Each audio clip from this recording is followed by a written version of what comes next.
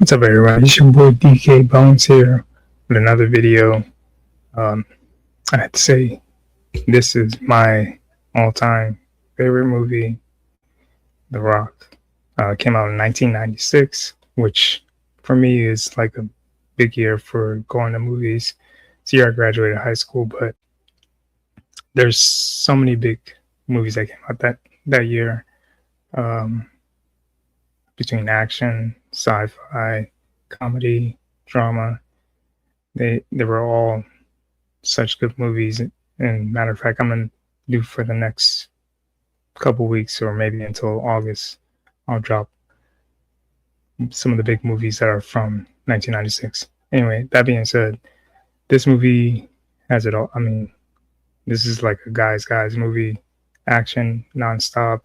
I mean, there's a little bit of love scenes and um, things involving family, but it's a great movie. You have Sean Connery, Nicolas Cage, Ed Harris, role playing parts Michael B, William Forsythe, David Morris, John Spencer.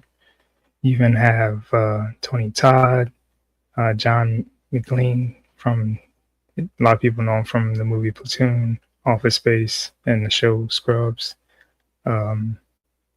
You also have Joaquin Woodbine. People don't really know his real name, but it's the bald black guy, and he plays in a lot of action and comedy movies. Dame Nuki, Claire Fordain. She played in a lot of teen comedy movies or romance movies, or whatever you want to call them. You just have a lot of side actors that made a name for themselves from this movie. This movie is directed by Michael Bay, produced by Don Simpson and Jerry Bruckheimer, written by David Winsberg, Douglas S. Cook, and Mark Rosner. Let's say it stars Sean Connery, Nicolas Cage, and Ed Harris. The plot follows a former SAS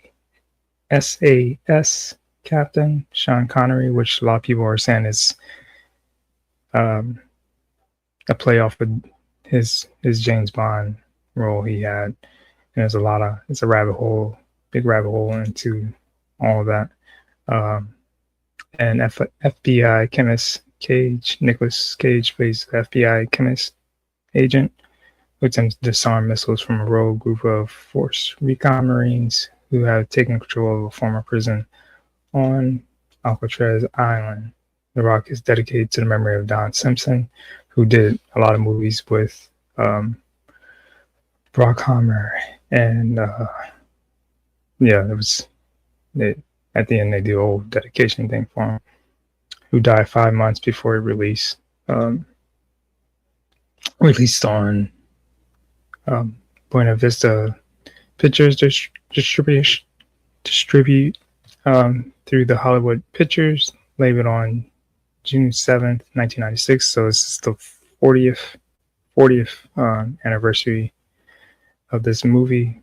Received generally positive reviews and was nominated for Best Sound and for the Academy Awards, and earned over $335 million at the box office on a production of $75 million, becoming the fourth highest grossing film of 1996. The Rock was remade in 2003.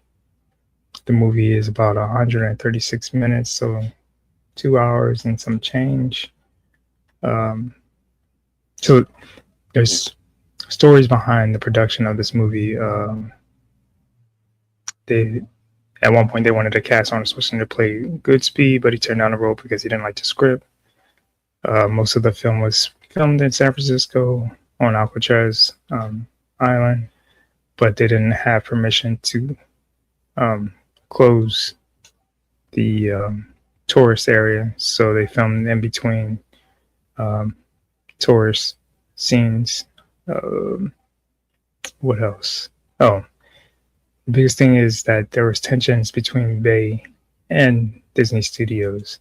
This is like very interesting. Executives who were supervising the production. On a commentary track from the Critically Collection DVD, Bay recalls a time where he was preparing to leave the set for meeting with executives when he was approached by Sean Connery and Golfing Attire. Connery, who also produced the film X Bay, where he was going and he explained he was going to go talk to the executives. Connery asked to accompany him. When he arrived to the conference room, the executives were surprised when Connery was behind him. According to Bay, Connery stood up for Bay and insisted that he was doing a good job and should be left alone. So Disney had a track record of trying to kill some of their own projects and good directors at the time. And it sounds like if it wasn't for Connery, a lot of this movie probably wouldn't have got finished.